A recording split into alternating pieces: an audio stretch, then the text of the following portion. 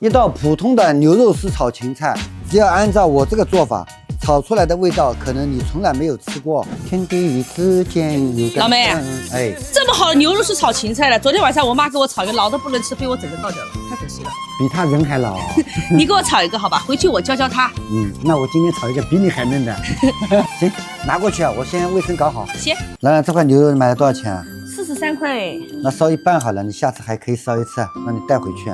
那也可以。那这个看到没有？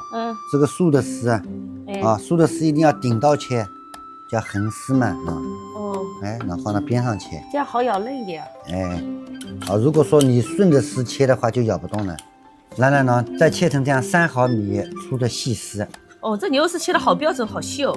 切的时候这样一刀一刀切，知道吧？哦，不要夸啦夸啦切，切嘛粘在一起，那等下就咬不动了。粗的粗，长的长嘛，不好吃了呀。对，烧一盘的话，4两牛肉丝正好。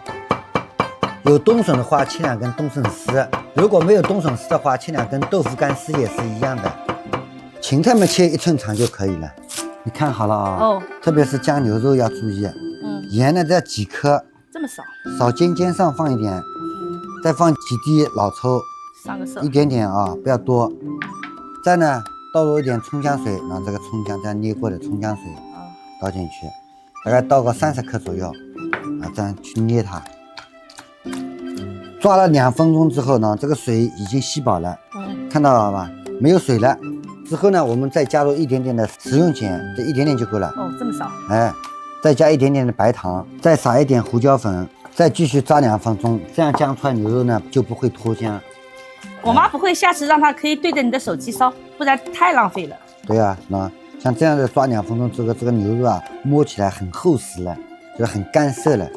之后再加入干淀粉继续用手抓。一定要后面放淀粉吗？前面一起放不可以吗？